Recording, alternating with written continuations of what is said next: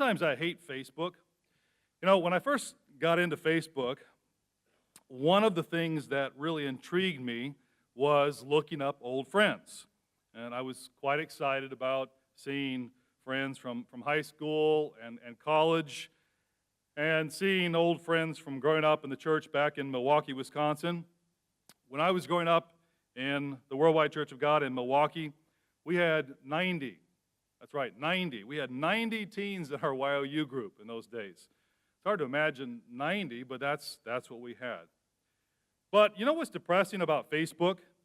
When I look through Facebook for my friends from the church, friends with whom I played basketball week after week after week, winter after winter, friends with whom I competed in talent competitions and track meets, and we had bowling parties, we had roller skating activities, we had campouts and Bible bowls and Bible baseball and Bible studies and Bible talks.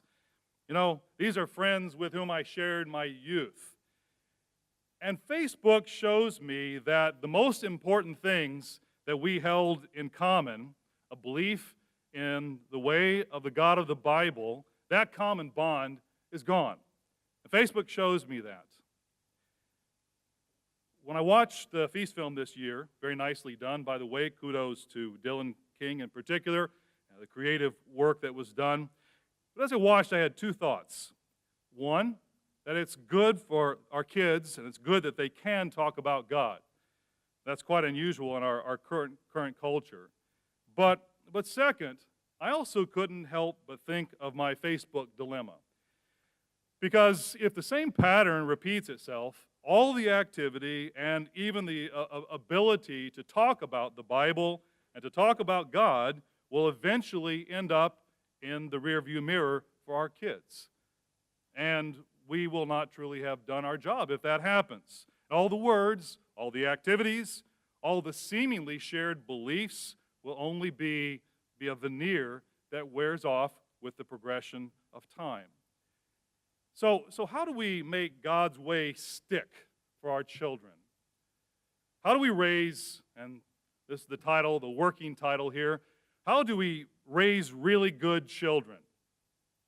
Now, I say good in the vernacular and common usage, not in the specific, as I'm sure Mr. Ames will remind me afterwards.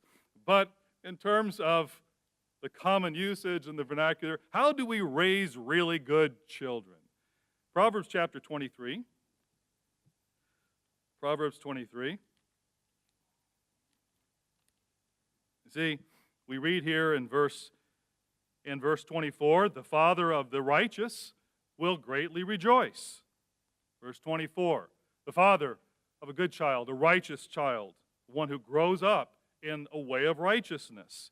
And he who begets a wise child will delight in him. So let your father and your mother be glad, and let her who bore you rejoice. You know, will that be us? Will we produce a generation that carries the flag forward? Will we produce a generation that picks up the baton and continues doing the work when you and I are unable to?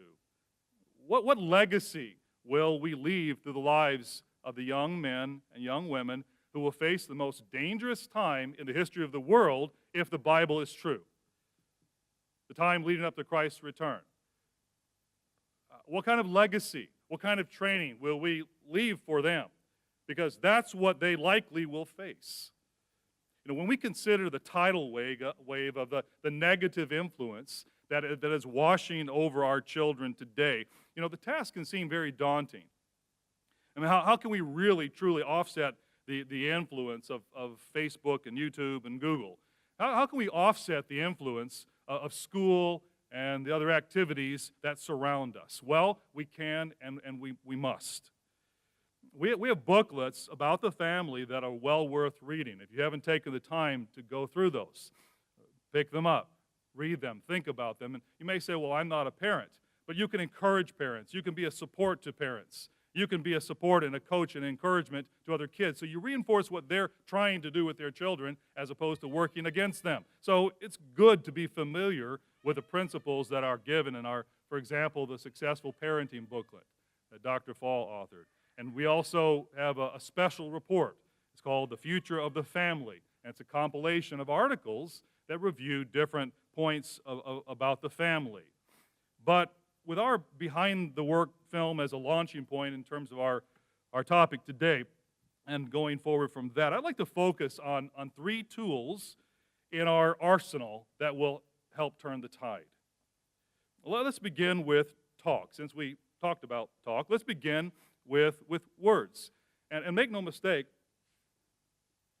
it's important to put the right words in our children's mouths. Let's go to Exodus chapter 13. Exodus chapter 13.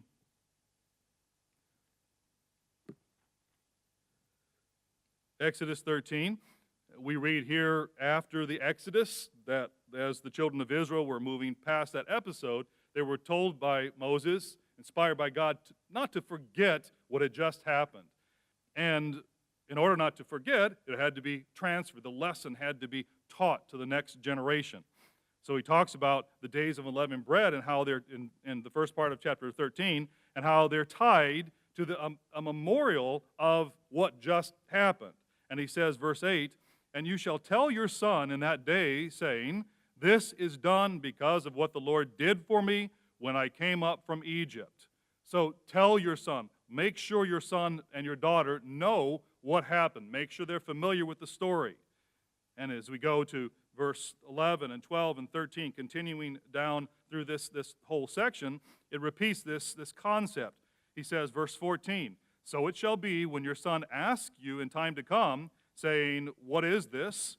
Why are you doing these actions that we read about in verse 11 and 12 and 13? He says, you shall say to him, by strength of hand the Lord brought us out of Egypt, out of the house of bondage." And he goes on and explains and says, remind them about these things. So the right things to say should be in our children's mouth. They should be familiar with that. So we'll say point number one, key number one is simply that we must teach our children the right things to say. No doubt about it. They must know the right things to say. That is for sure. And one of the most exciting things, pardon me if I keep blowing my nose, is the aftermath of some of what you have suffered as well, but we're good now. One of the most exciting things about watching a baby develop is when they begin to talk. When I say exciting, I mean exciting comparatively, because a lot of what babies are about is actually not very exciting as far as I'm concerned. I mean, it's tiring, they're smelly, they're often annoying. So when I say it's exciting, I mean this part, the talking part, it actually is very exciting compared to those other things. And you can't wait. You're anticipating the potential of them saying things. And they're saying, da, da, da. He said, oh, he said daddy. And the mama said, no, that wasn't. That was just, that was nothing. That was just, sounds. And so, but you're hanging on every sound, knowing that at some point they're going to say something, and you want to catch it. And if you can be there and hear them say mama or dada or whatever else they say, it's been so long I don't even remember. But anyway, those of you who have little babies, you have to remind me of what they say. But they say something, and you're waiting on the words that they will say, and it's a very exciting thing. And as they learn to talk, they're learning to listen and understand, because it's not just one way, is it? They're actually repeating what you're saying. They're modeling on what you're saying. So it's a big part of children's life. From the very beginning. Communication that is. And God wants us to use that communication for good. In other words, we are supposed to be communicating, or I'll just go ahead and say preaching to our kids. We're supposed to be preaching to our kids. Let's go to Deuteronomy chapter 4. Deuteronomy chapter 4. And we read fundamental principle here when he talks about, Moses talks to the people about the goodness of God's laws and how important it is that they would obey his laws, because those laws represent wisdom. So we're hearing about in the sermonette. God's laws are wise. They are wise ways. And so he says, verse 7, for what great nation is there that has God so near to it as the Lord our God is to us for whatever reason we may call upon him. And what great nation is there that has such statutes and righteous judgments as are in all this law which I set before you this day? Only take heed to yourself and diligently keep yourself, lest you forget the things your eyes have seen, and lest they depart from your heart all the days of your life. But it's not just for you. I'm not just teaching you. I'm doing this for the benefit of your children. So he says, and teach them. Teach them to your children and to your grandchildren, especially concerning the day you stood before the Lord your God in Horeb, when the Lord said to me, gather the people to me, and I will let them hear my words, that they may learn to fear me all the days they live on the earth, and that they may teach your children. So, emphasizing again the importance of preaching to your kids. Deuteronomy chapter 11, it reiterates the same principle, emphasizing the same importance of rehearsing the rules, rehearsing the principles, not giving outs or, well, this can't really be done today in our particular age, but actually rehearsing them like we believe in them. That's what we're commanded to do. And so he says, Deuteronomy chapter 11 and verse 18, therefore you shall lay up these words of mine in your heart and in your soul, and bind them as a sign on your hand, and they shall be as frontlets between your eyes. And you shall teach them to your children, speaking of them when you sit in your house, when you walk by the way, when you lie down, and when you rise up. In other words, don't hesitate to preach to your kids. And yes, we do have permission to be a broken record to our children. It's okay to be a broken record. In fact, we're supposed to be a broken record. And if our son thinks to himself when he's just about to punch his sister in the arm, I know what my mother would say, or I know what my father would say, and he sort of stops for a second and says, that's a good thing, because a tape has been created in his mind. It's a good thing. It's a good thing. In other words, there's an imprint that's playing in the head, playing in the mind, recorded on the mind. And that tape that is playing in their head, those words that are playing should be clear and without equivocation if we're really doing our job. We don't teach our son, for example, look, don't punch your sister in the arm unless, well, if she's really annoying maybe, or like on Wednesdays you can, or like if she just won't stop talking. Some brothers in the history of the world have had a situation where they've been sitting in a car, protecting the innocent and the guilty here, and a sister has continued talking incessantly for hours at a time. And it has happened in the history of the world where a brother has rolled down his window and stuck his head out the window to get away from his sister talking incessantly. This has happened in the history of the world because sometimes that's what sisters do. But that does not give said brother the right to punch the said sister in the arm, because the rule is don't punch your sister in the arm. In other words, it's clear. There aren't outs. And with God's law, if God's law the same way, if we continually enunciate God's words clearly, we'll be teaching our kids the right things to say. We'll be rehearsing in their minds the right things that will come out of the mouth, that should come out of the mouth, and we'll be rehearsing a standard of excellence. And that's what is required of us, brethren. We're required to teach to the standard of excellence, the godly standard, the bullseye, not to the exceptions. The actions of our children may not always hit the bullseye, and we cannot demand perfection with every shot. But if they know what the bullseye is, then their competency will improve, and they will become more and more excellent and closer to hitting the bullseye if they're clear on where the bullseye is. Proverbs chapter 1. Proverbs chapter 1. Or Proverbs 1, I should say. Proverbs 1.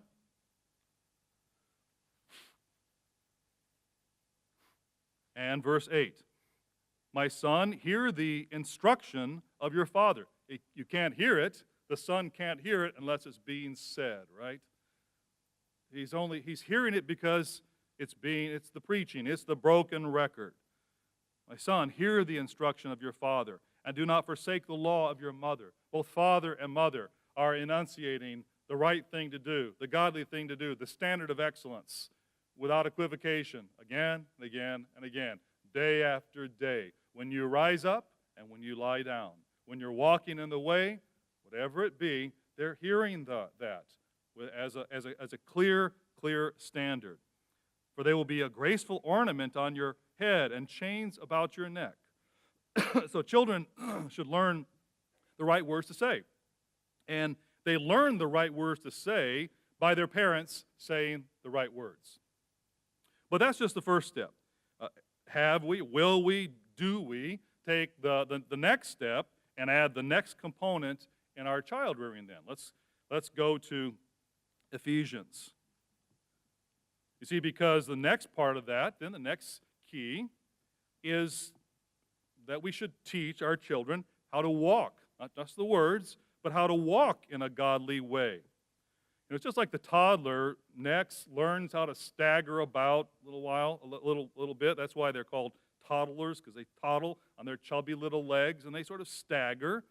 And that's what happens with little babies. They learn to walk, don't they? And this is the defining part of the equation. In other words, just saying the right thing is not enough. You know, as parents, we can be very pleased when Johnny can recite his 10 Commandments. And it's a proud moment in our life, you know. And so we congratulate ourselves and we bask in our moment of glory that Johnny said the 10 Commandments.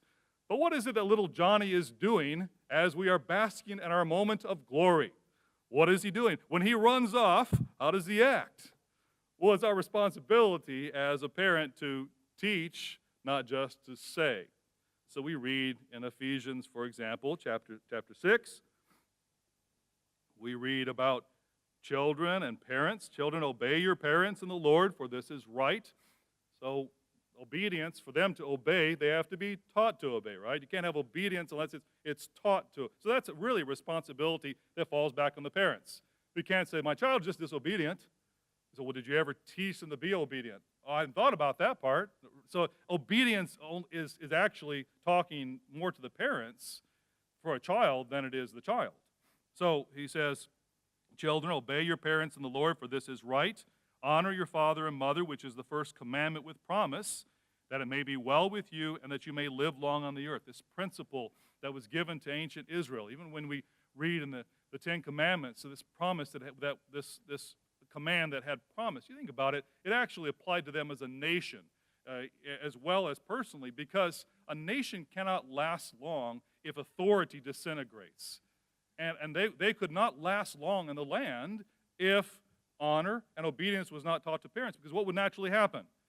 Well, law, disorder, disobedience, which we know would result in them being cast out of the land. So there was a bigger part of what's happening here on a national basis as well as an individual basis. But he reminds the readers, he says, verse 4, and you fathers, do not provoke your children to wrath, but bring them up in the, now look at the words here, two words that are used specifically here. We already talked about the saying, but now we read in verse 4, bring them up in the training and admonition. So admonition, you might say, refers more to the verbiage, but the training is added to it as something in addition. And it's that part of teaching how to walk. Now, it really sounds like an echo of what we read in Isaiah chapter 30, doesn't it? We probably just read this. You probably heard this during the Feast of Tabernacles. In Isaiah chapter 30,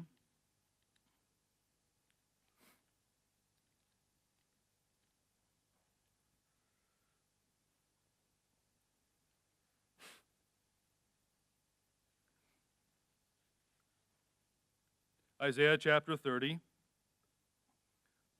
we read about this time in the future where in the millennium people will still face challenges.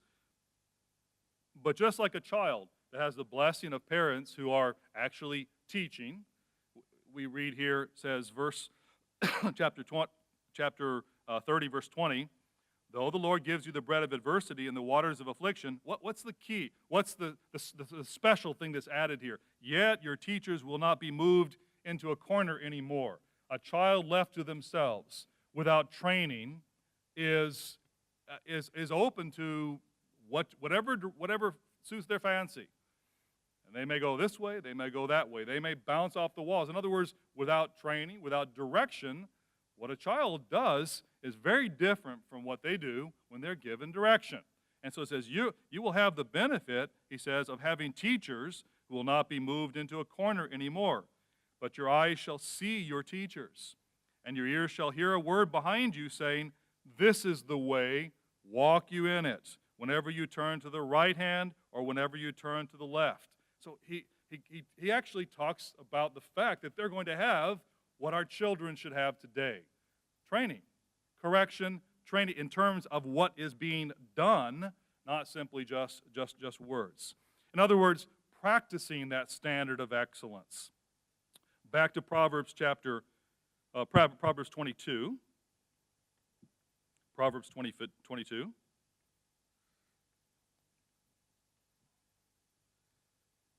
As you see, we're doing a review of a lot of the scriptures that we review about child rearing, but I hope they'll come together in a coherent way in terms of what I'm talking about. Proverbs 22 and verse 6. Proverbs 22, verse 6. Train up a child in the way he should go, and when he is old, he will not depart from it. In other words, it's talking about the importance of ingraining habits.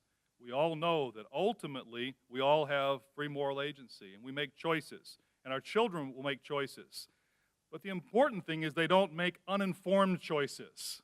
If they choose to go the wrong way because they've chosen that way, that's one thing. But if they don't know that they're a better way because we've been negligent in teaching them the way of excellence, then that's our fault. That's our fault. So what he's talking about here is the emphasis on our part of the training the child in the way they should go. And so, again, very similar to what we read about in the millennium, this training and an emphasis on the standard. One more key I want to add today. Let's go back to Deuteronomy chapter 6.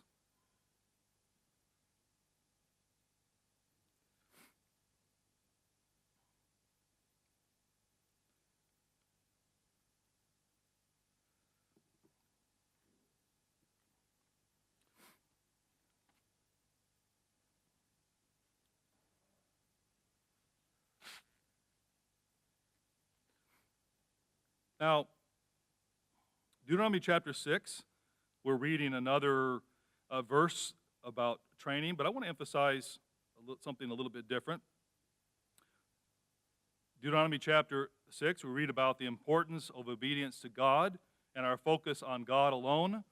And he says, verse 5, you shall love the Lord your God with all your heart and with all your soul and with all your strength. Verse 6, and these words which I command you today shall be in your mouth, but not just for you. You shall teach them diligently to your children. And again, this emphasis on talking of them when you sit in your house, when you walk by the way, when you lie down, and when you rise up. You shall bind them as a sign on your hand, and they shall be as frontlets between your eyes. You shall write them on the doorposts of your house and on your gates. So I want to emphasize here at this point that we're talking about a culture, a way of thinking that is being created within the home and within the community, a way of acting and reacting, just like, frankly, God will create in the millennium. If we go to Habakkuk, again, a millennial scripture.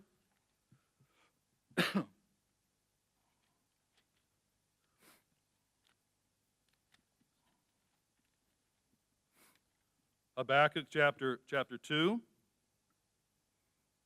and we read here of a time in the future, just again, parachuting into this little insight in the future, but we talk here as you look at a time when it will be, God will be establishing his kingdom on the earth. And he talks in verse 14, just a mention is made of another time, very different from our days, when the earth will be filled with the knowledge of the Lord as the waters cover the sea. So in other words, there's a picture that's painted of a culture, of a perspective, a way of thinking that will fill the tomorrow's world. Well, that's what we're talking about when we read Deuteronomy chapter 6, an atmosphere. Know what I mean? So what's the point that is associated with that? Well, it's this. It's this. We teach our children, third key is that we teach our children where they fit in the universe. Where they fit in the universe. There is a universe. There is an atmosphere. There is reality. And teaching them what it is and where they fit.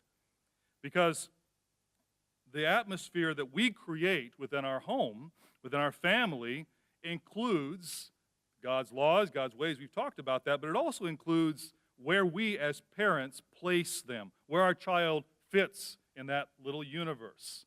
I want to read something from a book titled The Wisdom of Amish Parenting. It's interesting. Ran across it. My wife ran across the book recently, and it's got some interesting concepts that I'd like to touch on here.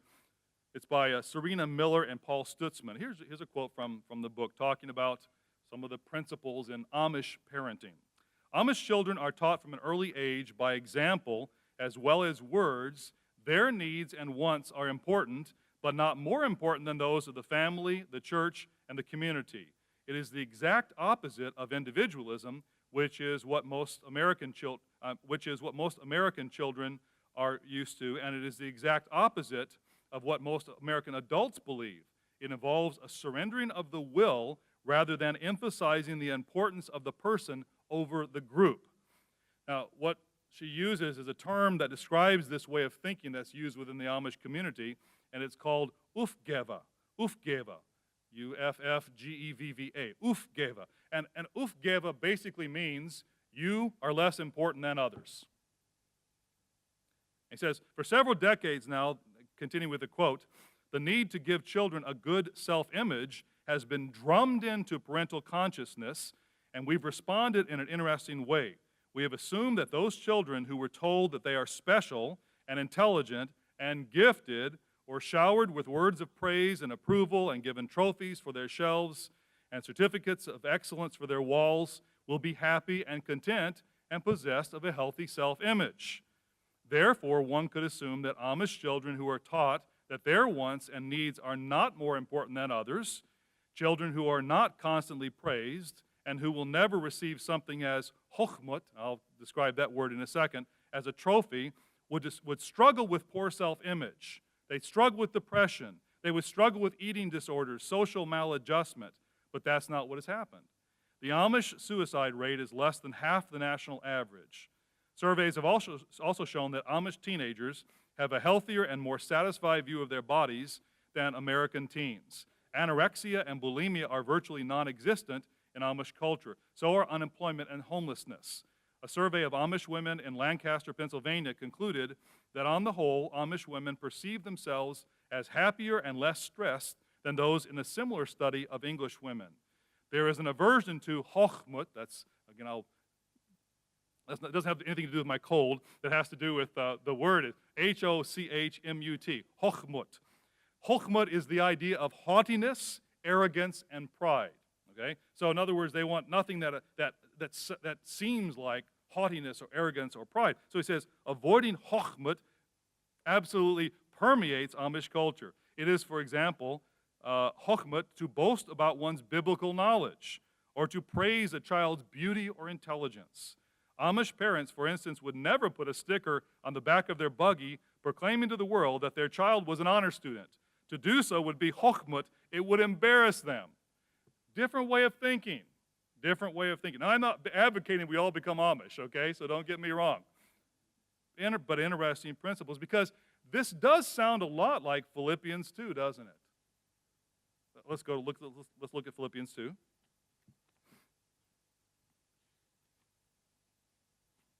Philippians chapter 2. What do we read? About the way we should think about ourselves in terms of those around us in our community. Philippians chapter 2, you're familiar with it. Fulfill my joy, verse 2, by being like-minded, having the same love, being of one accord, of one mind. And then he says, verse 3, Let nothing be done through selfish ambition or conceit, but in lowliness of mind, let each esteem others better than himself.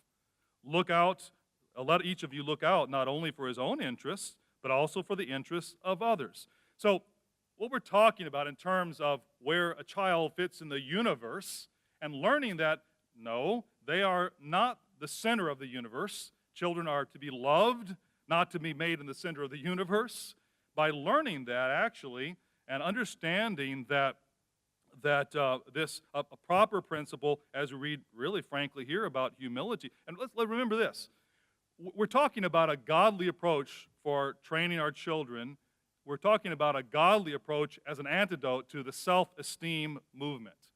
And remember, the opposite of high self-esteem is not low self-esteem. The opposite of high self-esteem is humility and modesty and meekness, which really is strength under control, isn't it? That's the opposite of high self-esteem. So when children are held to the same standard as everybody else, which is what we read here in Philippians 2, verse 3, because we have to learn as we grow up that we are not the center of the universe, don't we? And when we teach children that, as opposed to teaching them something different, like teaching them about Santa Claus and then taking it back, instead we teach them they are not the center of the universe. They're part of the family. They have obligation to the family. Everything doesn't revolve around them. What happens? We create an atmosphere of reality for them that is comfortable as they grow up. They actually have a sense of responsibility and where they fit, as opposed to trying to now jerk them out of the reality, out of their false reality, because somewhere along the line we have to say, no, you don't get everything you want. You don't get to do everything you want, because the rest of the family has to come into play as well. And they're like, what? When did that happen? Because they've grown up being the center of the universe. So part of training children, the third part, is this atmosphere. Learning a healthy focus on others as they grow up and a healthy understanding of their place in the universe. 3 keys talked about.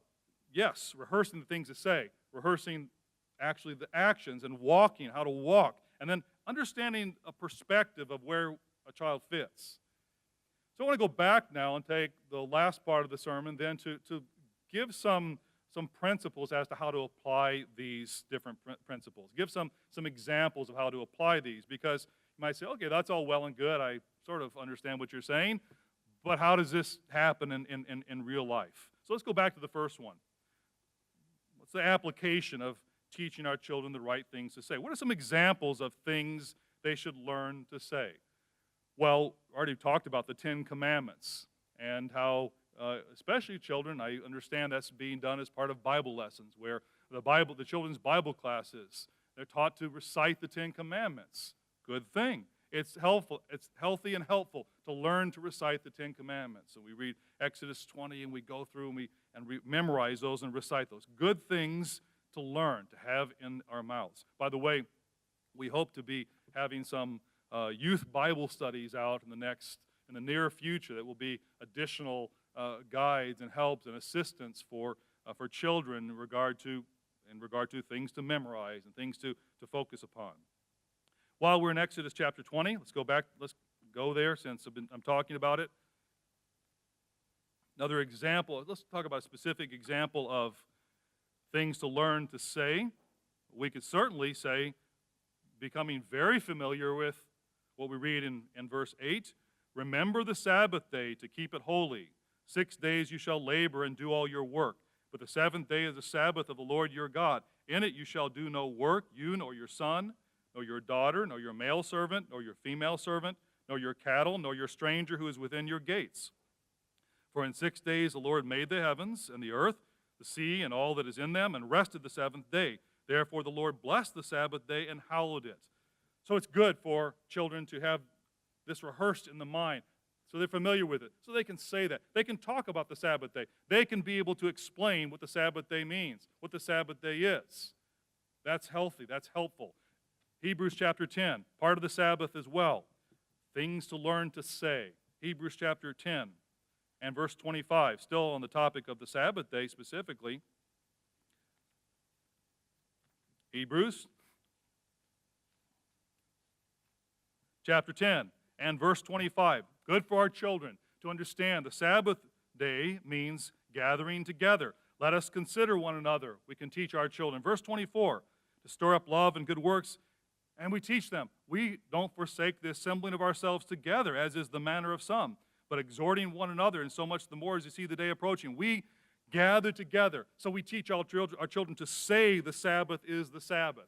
It's not open. It's not open to discussion. It's not negotiable. We don't teach. Now, Johnny, there may be an ox in the ditch, but if there is not, we'll go to church. Or now, there may be a time when you have to get that ox out of the ditch. And of course, this is a choice whether you get that ox out of the ditch. So yes, it's a lifestyle choice. So sometimes there may be an ox in the ditch, but sometimes we'll go to church when there's not an ox in the ditch. And after a while, a child, so what does that mean? But we don't teach it that way. We teach what we read here. The Sabbath day is holy, is set apart. And we don't forsake the assembling of ourselves together. We gather together. That's what we do. That's what we do. We recognize that's the gold standard. That's the godly standard. If there is something that occurs that is an exception to the rule, we treat it as an exception. We don't teach the exceptions as the rule. And so they're familiar then. Oh, that's what we do. We go to church. We gather together. You notice that there's a choice in terms of the Sabbath. The choice is whether we obey it or not. It's not whether we decide whether it's good or not. It's whether we obey it or not. And so we don't present the Sabbath as a choice to our children. It's what we do. If they want to disobey, come that time they're able to do so, well, that's a different choice over here. That's a choice of rebellion. But in terms of teaching the Sabbath, God doesn't give us a choice as to whether the Sabbath is holy or whether it's a time for assembling ourselves together. That's not our choice, and we teach it to our children so they can say it that way. We teach our children to say that, well, the Sabbath service is for the assembling of like-minded believers. And we teach them to say, if they're ever challenged on it, that the Sabbath is a time when we gather together with our brethren. It's not a stop and shop of different ideas and beliefs. So we can pop into one with one group and pop into another with another group, all dependent upon who's there and what activity they have to offer, whether they got a really cool family weekend or ski activity or somebody I know that's there that's a buddy. We don't teach our children that the Sabbath is about all that other stuff.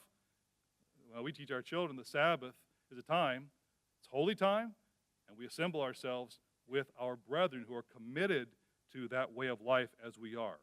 So we teach them to explain to others what the church is, what the Sabbath is, and what it's all about. Titus chapter 2 is talking about some words because they need to have the right words in their mouth, and they need to have the words from the Bible in their mouths. Titus and chapter 2, for example. It's good for us to teach them the right things to say about women, especially, wouldn't you say, in a day that there is utter confusion about women, men, what we are, even, what we do, what we're about? Is there not confusion today? Well, there's a place that is free of confusion, and it's right here. Because we read in the Scripture, it says, as for you, verse 1, he says, as for you, speak the things which are proper for sound doctrine. So what we're going to read is sound doctrine. There's a good starting point, wouldn't you say? That the older men be sober, reverent, temperate, sound in faith, in love, in patience. The older women likewise, that they be reverent in behavior, not slanderers, not given to much wine, teachers of good things, and that they admonish the young women to love their husbands, to love their children, to be discreet, chaste, homemakers, good, obedient to their own husbands, that the word of God may not be blasphemed. Now, if you don't rehearse this with them, with your daughters and your sons, in terms of understanding what responsibilities what godly women have, who is going to do it? If you don't, and I don't, who will? Where are they going to hear it? And if we do not teach this Scripture as the way of God, the standard, who will? You know, if we frame this as a lifestyle choice, like whether we have an iPhone or Android, okay, then, well, it's just a lifestyle choice to us, and it will be to them as well. And maybe I'm just a little bit over the top, but when I read the words that the Word of God may not be blasphemed, well, it just makes me think maybe this is important. Wouldn't you say? You know, maybe there's a reason why God recorded this when he says it's not to be blasphemed. Maybe God knows something about what happens to family, what happens to the community, what happens to a nation and a culture when this is just a lifestyle choice. Maybe he's got something and he has an idea of what happens when this is defied. And that's why he said it should not be blasphemed. Now, can our sons and daughters read this and say this without being laughed at or scorned in our world today? If you say this in many circles, you will be scorned. But that's what the Scriptures say. Now we get to, it's easy maybe you might say to talk about the Sabbath. But are our children taught to say things because we're saying things that are sound and that are from the Bible than that are not popular? That's a little more tricky, isn't it? It takes a little more courage. And so, but that's what we're supposed to be doing. You know, if we go to Proverbs 31, we read Proverbs 31 in terms of what a woman is about. It's like a day planner for a woman who is engaged in creating a healthy, well taken care of family, isn't it? And our sons and daughters should have these words painting a picture in their minds as to what a godly woman is all about. And I guarantee you it will not be there unless we put it there. Because if you Google perfect woman, and I did just to check it, if you Google perfect woman, this is not the picture that comes up. I hope you have your cell phones off, because I see anybody who's looking down right now at their cell phones, I know exactly what you're doing, okay? But if you Google it, perfect woman, it's not what comes up. So, how about teaching the right things to say about men? Well, we read just across the page here in 1 Timothy chapter 5, for example. 1 Timothy chapter 5, here's a principle. Jumping into the section here, but let's just go to verse 8. If anyone does not provide for his own, it's talking about men here, because you know how I can tell that? Because it says his. I'm slow, but every once in a while I pick up these things here, okay? So his, it says, if anyone does not provide for his own, and especially for those of his household, he has denied the faith and is worse than an unbeliever. I don't know, but those sound like really strong words to me. It basically is one who should know but is not, has chosen to act like a non-believer. That is courting, wouldn't you say, maybe am I being too extreme in saying the unpardonable sin of basically knowingly defying God? Well, it seems pretty plain to me that this is a plain statement that we should teach our children, and they should be familiar with it, and they should not be afraid to actually say it, to say the words. Oh, this is what a godly man is. A godly man is one who trains, who learns, who works to provide for his family. I want to read. There's another book that I found interesting in preparing. It's called Parenting by the Book by John Rosemond. And here's what he says about the difficulty of a world in which the culture is so against the biblical instructions. It says, in the late 60s and early 70s, the secular, educational, and media elites began to demonize political authority, the military, institutional authority, especially within corporations, religion, especially Christianity, and the two cornerstones of the traditional family, the traditional marriage and traditional child rearing. Mind you, all of those authority traditions derive their legitimacy from the Bible. In effect, this was an assault on the very Judeo-Christian principles upon which Western civilization was built. The attack on the traditional family was especially vicious.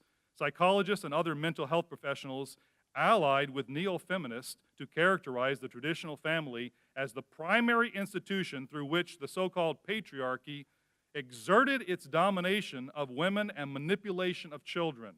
This, they believed, ensured that girls would grow up willing to be dominated by men who have been trained as boys to disrespect and dominate females. Feminists equated traditional marriage with slavery and promoted open marriages in which neither party was obligated to be faithful. Feminists and the increasingly female-dominated mental elite joined with the media to demonize men as natural aggressors. The 1950s father, who might have worked 2 jobs, was characterized not as responsible, wanting the best for his family, but as remote. A guy who really cares little about either his wife or his kids. A guy who, in fact, uses his money and physical superiority to keep them in line.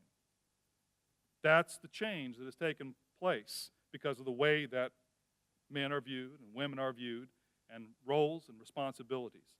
Now, I could talk about how other examples of teaching our children the right things to say about character. Some examples of character. Luke chapter 6. Luke chapter 6.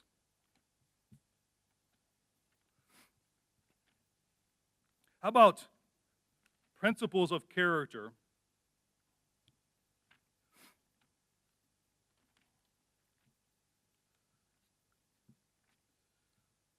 Verse 27, I say to you who hear, this is for our children's benefit. As we're talking to our children, reading to our children, this is what God says. This is what God says, guys. Listen to this. I say to you who hear, love your enemies. Do good to those who hate you. Yes, you had a problem with the other kid. Well, look, here's what the Bible says. You know what? Handle it differently than punching them in the nose. Okay?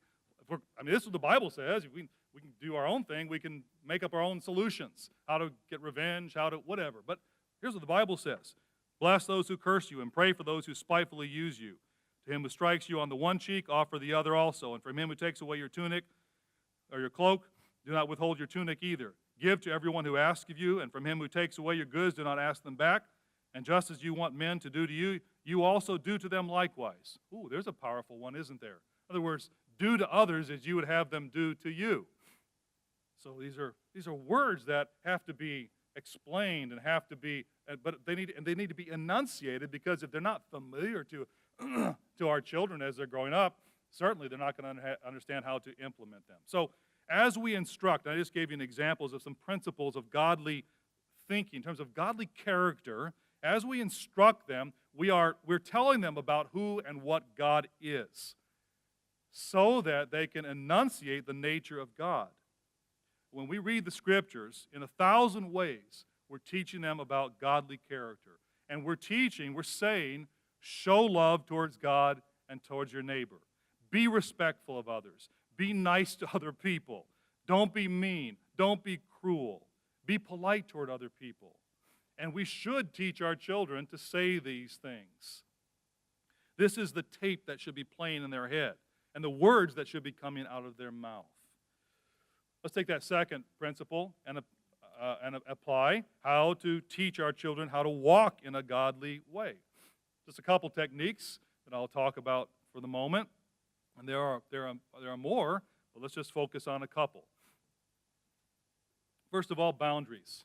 Boundaries is a way to apply this principle of teaching our children how to walk, not just talk, but walk in a godly way. I recently read a book about a professor who did a study, or who talked about a study that was done in regard to children's basic needs for rules. And he told the story of how, in this particular study, on a large inner-city school playground, researchers tested the need for structure with small children. And they let the children freely play on a playground that had no fence around it. And what they found is that the children instinctively played close to the teachers who were standing outside watching them. They were close around them, sort of clustered around them. They were careful not to go, this is an urban inner city, they were careful not to go around the edges of the playground. There's no fence. They didn't want to get near the edges. You know what happened next? They put up a chain link fence around the whole playground. You know what happened? The children played in every corner of the playground, here to there, because they felt comfortable. They had boundaries. They knew where they could go, and they felt comfortable with those boundaries, and they felt protected. So in other words, part of the teaching the walk is creating boundaries or creating definition. Just quickly, if we look at Exodus chapter 19, I'm not going to turn there. Give you a couple of 3 examples. God did this with Israel as he prepared to give the 10 commandments. He said, you are not to come beyond this point. He created a boundary. He created a boundary with the tree of life, didn't he? And the tree of knowledge of good and evil. So in essence, when you talk about boundaries, the same thing with the tabernacle. Remember in the tabernacle where Nadab and Abihu offered profane fire. God said, no, you don't. There's a boundary. You don't go past this boundary. So God teaches boundaries in terms of practical application of how to walk. And really boundaries are about yes and no, aren't they? Boundaries are about yes and no. No, don't go there. Yes, you may go there. And it's very healthy to teach this. And so what we find then is, for example, we talked about the Sabbath a little bit. How do we teach boundaries with the Sabbath? I mean, our kids may know that God tells us to keep the Sabbath. You know how we know that? Because we ask them, you could ask them, for example, does God tell us to keep the Sabbath? You can ask any kid here, does God tell us to keep the Sabbath? And guess what they're going to say? Yes, they do. Okay. Why? Because they've heard it and it's rehearsed. Good. God tells us to keep the Sabbath. Our kids will say that. But what does that mean? Training how to walk boundaries, definition, is the next step. Training means we teach our kids, guess what? You don't stay up all night on Friday nights, or you don't hang out with your friends on Friday nights till all hours of the morning, because guess what that means? The next day in services, you're going to be sleepy. Oh, I see. We're defining how to properly keep the Sabbath by, no, don't stay up. Yes, go to bed at a decent hour. We don't spend, for example, the training could be son, Johnny, or Jamie, or whatever. We don't spend all Friday evening on Facebook with your friends, and you don't spend all Sabbath morning watching YouTube kitten videos, because it's not a profitable way to spend the Sabbath. No, you don't do that. Instead, you do this. You sit down with your family, for example, perhaps, and you have a meal together, and you talk. And no, you don't go on your cell phone. You put the cell phone away, and you actually, yes, it's like, you're reaching for it. No, if you don't have it on your body, you're grabbing for it somewhere. But no, you put it away and actually look another person in the eye. Now we're defining something as simple as keeping the Sabbath. Now, again, they're saying, do we keep the Sabbath? Everybody says that. Well, everybody in the church will say yes. But how about the definition, the practice, the training? What are we doing for our kids in that regard? How about the holy days? Leviticus 23 gives the holy days. Would any of our children, when asked, should we keep God's holy days, would they say, maybe, I don't think, oh, yes, what, I'm not sure. No, they wouldn't say that, would they? How about if we ask any of our young people, should we keep the Feast of Tabernacles? Our young people would say, as well as all of our adults, yes. Yes, we keep the Feast of Tabernacles. But how about how to keep the Feast of Tabernacles? How about the training? How about the practicum? How about the walking? What about that? Well, training means we don't just teach our kids to say the words, the Feast of Tabernacles is awesome, yeah. I love the feast, it's awesome, yeah. Great feast, yeah. That's okay to teach that, I suppose, but what goes along with it? Well, we walk them through the experience of approaching the Feast of Tabernacles as a time where we actually build bonds of brotherhood with our fellow members, of course, by our example, by including our children, as we spend time with our brethren in productive ways, and we go, for example, even activities and meals and these things that we do with each other, they're not just because we're running a cruise ship service as the church. It's not the Living Church of God cruise lines, This isn't Princess Cruise. It's the Living Church of God keeping the Feast of Tabernacles. So therefore, every activity, everything we do at the feast is meant to actually build those bonds with our brethren, which means we want to reach out to those that we don't know, that seem to be alone, or renew acquaintances, certainly, but we don't get off in a corner with our buddies. And we don't go to focus our feast on, the Disneyland. But we're actually there because of what the meaning of the feast, which means building bonds of brotherhood, honoring, worshiping God, learning about God's way of life. And at the end of the feast, we can't say that we've actually done those things, then what do you think we've taught our children? So, feast is awesome, yeah, but what does it mean in terms of practical? What are they learning? And make no mistake, how we train our children will be their experience of the church. Sometimes it's frightening. I talk with somebody, and they tell me about the church. And they tell me about, oh yes, years ago, and they'll tell me about the church. And I'm thinking to myself, wow, I must have been on Mars, because I was in the church during those same years, and that sounds really unfamiliar. But I have to say, and I'm talking about sometimes things that happen that they'll say that would be negative in one way or another.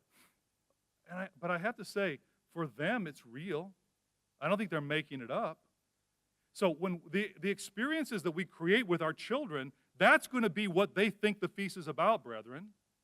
That's what they think the Sabbath is going to be about. When they describe it as somebody else, they're not going to describe it according to what the Bible says necessarily. Well, they'll describe it from what the Bible says through the lens that they've experienced.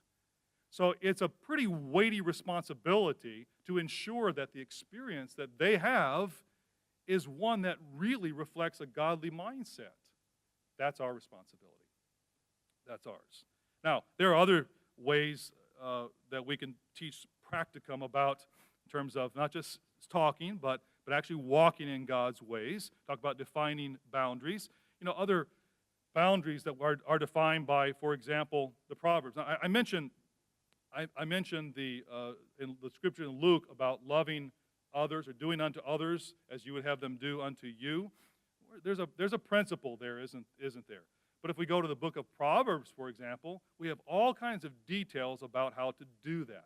For example, Proverbs 27, verse 2, where we read, "Let another man praise you and not your own mouth, a stranger and not your own lips." We're told not to brag or praise ourselves or talk about ourselves. Instead, we focus attention on others, not on how good we are, what we've done, all of that.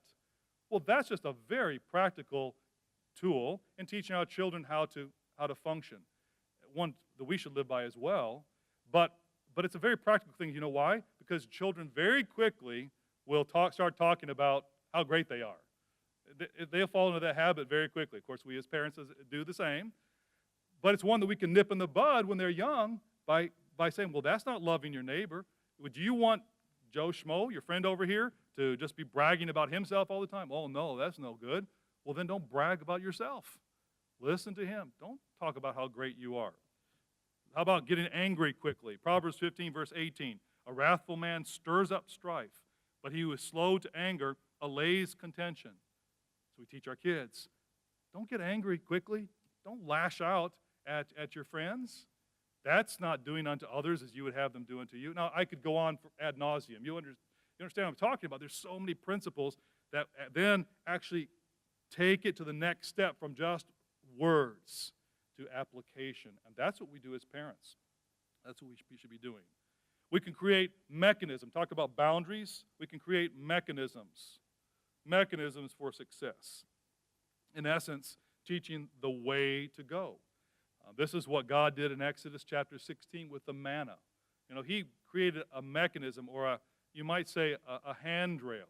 In orienteering, when you're in the woods, if you're doing orienteering, you use handrails, which means if you want to go to that place over there, you're looking at a map and you want to go to a destination, and you see there's a river that goes north to south. Well, if you're walking through the woods and you run into that river, that you've gone to the point you can't go any further. That's a handrail. That is a guide as to how to get to your destination. So use a handrail in order to navigate in the woods. Well, we use handrails in life. God uses handrails, doesn't he?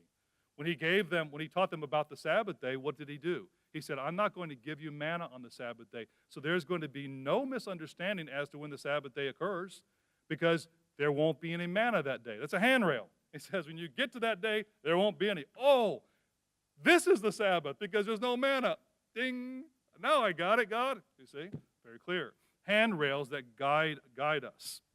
And so we have handrails in the Bible. We have handrails in terms of how we treat the elderly. For example, in Leviticus chapter 19, we read, let's read that, because we have opportunity to apply this all the time. We have the opportunity to apply it here at services. Leviticus chapter 19 and verse 32.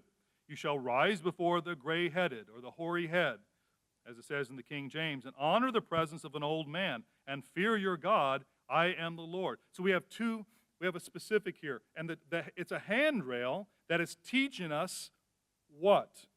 The handrail is rise up. And what is it teaching us? It's teaching us how to properly honor and show deference. So you might say the character trait, the way of walking is taught by the mechanism, which is standing up. So in terms of elderly people, we rise as a specific act of politeness. We teach this to our children. And then the honor is as part of an attitude that is developed, because it differentiates between an elderly person and your little 5-year-old buddy. It says there is a difference. There is a difference. And when children rehearse this physical act, they're not just doing some overly authoritarian, old-fashioned custom. They're actually practicing politeness, which again is that application of the love towards neighbor in very real practical terms. In other words, this neighbor deserves honor for his or her age.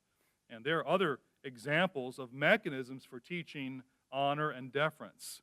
I think one of the examples is it's important that we teach our children when they come to Sabbath services, that our children should actually talk to older people, talk to other people, look them in the eye. When an older person says hello to them, look them in the eye, shake their hand, not ignore them and look away. It's important that a mechanism like that be taught. I think it's important to say yes, sir, and yes, ma'am. I think it's important to use last names for older people, because it's a mechanism. By saying, instead of saying Fred, as for a 6-year-old child, to a 50-year-old or 60-year-old man to say, hey, Fred, to say, hey, Mr. Jones, what is it? Does it show some sort of bizarre, old-fashioned, weird, authoritarian mentality? No, it shows politeness, and it shows deference, and it's simply a handrail. It's a mechanism that teaches what is appropriate for a child to an older person. It's not that horrific to do.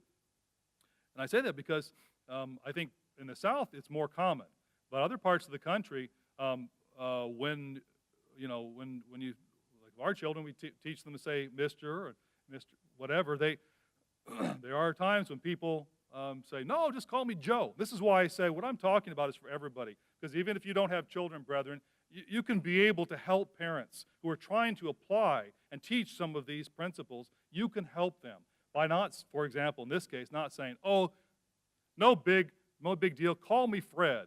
No, if the parent says, call him Mr. Jones, don't countermand the parent and say, no, just call me Fred, because what's happening is the parent is trying to actually teach respect, and you undermine what they're trying to accomplish.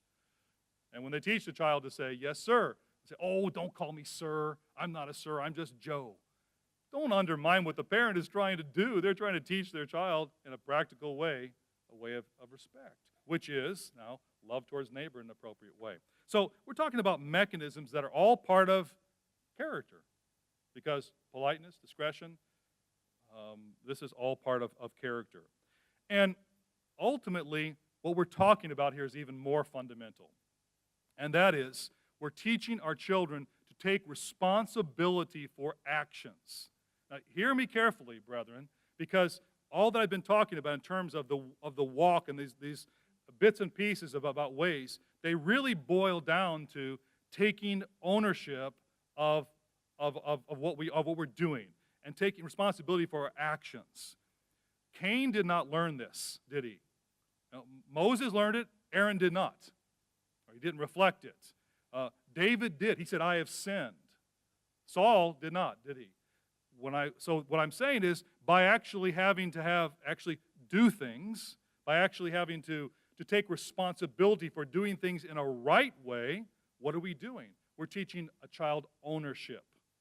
Ownership of their actions, which is really a very helpful thing to teach children. Let's go to Acts chapter 2. In fact, if a child can learn to take ownership for their actions, that they are held accountable. Yes, you can teach a 5-year-old child to say, yes, sir. It's possible. Okay? And when they don't, you can say, hey, Sonny, say, yes, sir. There's ownership of actions that's taught here. And you know what? Acts chapter 2, isn't this a fundamental of what God is trying to teach us as adults, as those whom he is calling? Acts chapter 2, we have the whole the example of Pentecost, and then we have Peter's sermon. And in verse 22, Peter said, men of Israel, hear these words, Jesus of Nazareth, a man attested by God to you by miracles, wonders, and signs, by which God did through him in your midst, as you yourselves also know, him being delivered by the determined purpose and foreknowledge of God, you have taken by lawless hands, have crucified and put to death, whom God raised up, having loosed the pains of death, because it was not possible that he should be held by it. Pretty strong words, wouldn't you say? What did they say? No, you don't know what you're talking about. I wasn't actually there. I was around the corner. I didn't say, kill him, kill him. No, I was on the other side of the city. No. What they said was, verse 36, when he repeated this, he said, let all the house of Israel know assuredly that God has made this Jesus, whom you crucified, both Lord and Christ. When they heard this, they were cut to the heart. And they said to Peter and the rest of the apostles, men and brethren, what shall we do? They took responsibility. They took ownership. A very mature characteristic, and one that we're expected to take by God. If we can teach that to our children, to take responsibility for their actions, then we have done them a favor in their process of maturing. So, just saying words is one thing, but actually having to carry out actions and be accountable for those actions, and sometimes reap the consequences of doing wrong actions, that's learning to take responsibility. Very powerful. Now, let me just briefly, then, the last 5 minutes, talk about the application of teaching our children where they fit in the universe. Let's I'm going to talk about just one facet of that as I wind up. When we teach our children in terms of where they fit, and we try to create mechanisms and boundaries in practical ways, we can still be failing abysmally at raising a good child, or the righteous child of Proverbs 23, all for one simple reason. And we can be doing lots of right things, but we can fail for one simple reason. Deuteronomy chapter 6.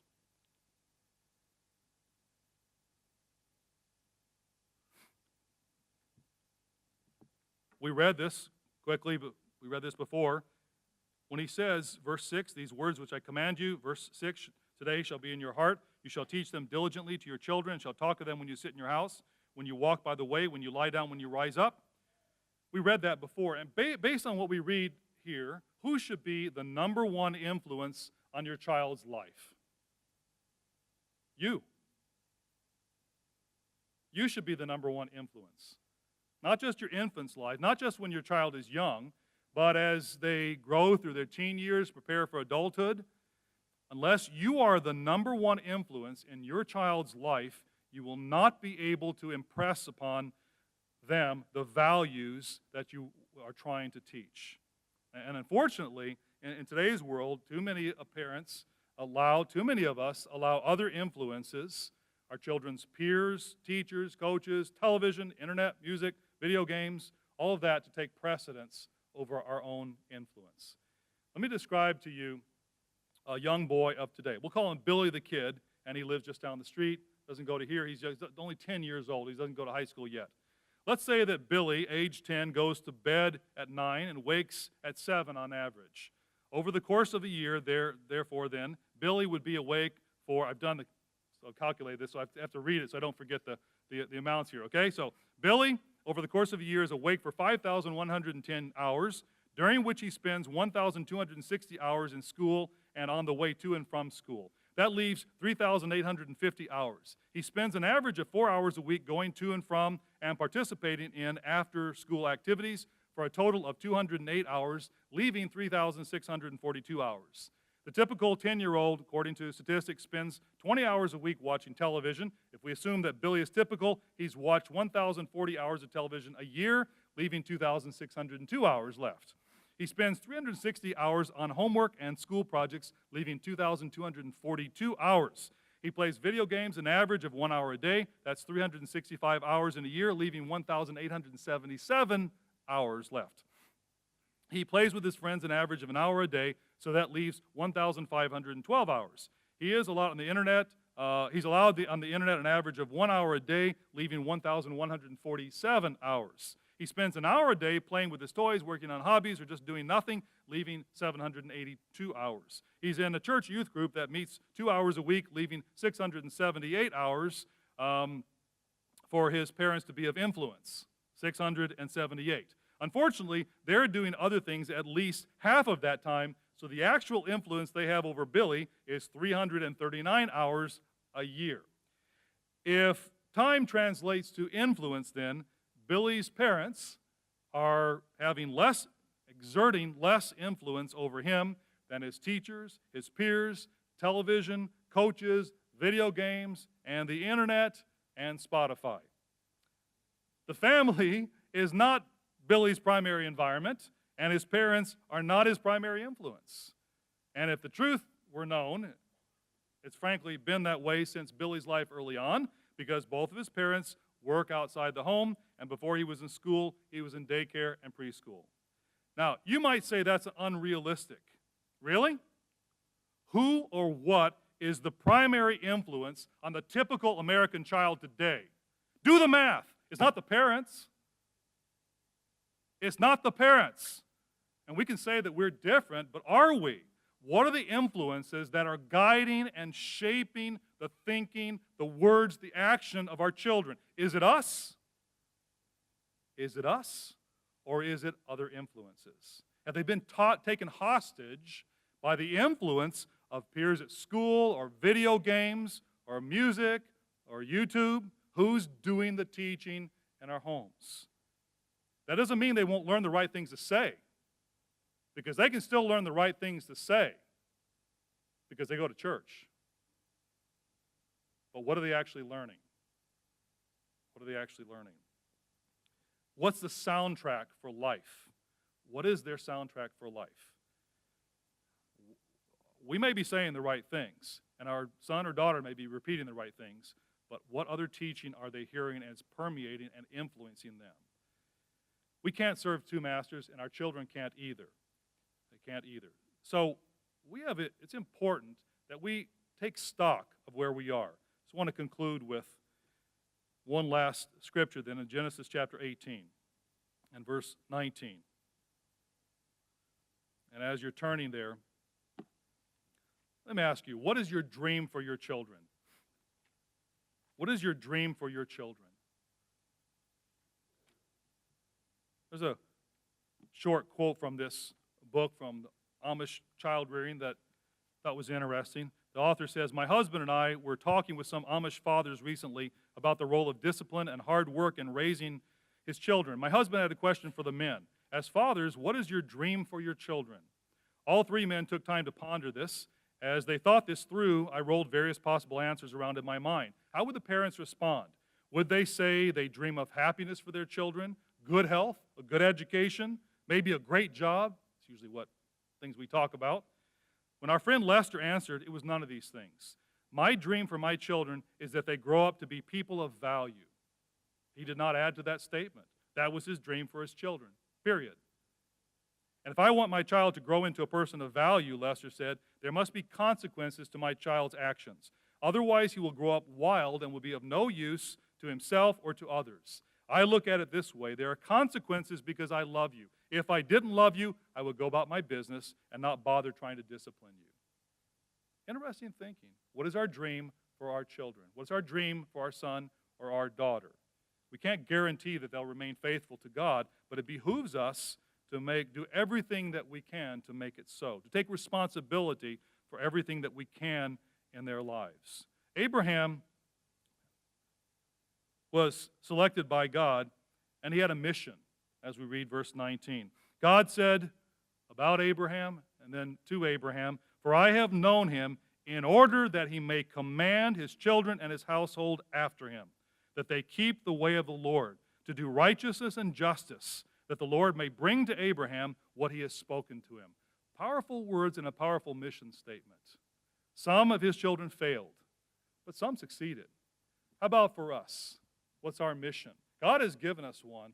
He said, "I've known them in part so we can train the next generation to carry the flag, to carry the baton into these very dark days that are ahead." Let's do our very best to make sure that we're doing everything within our power to do that.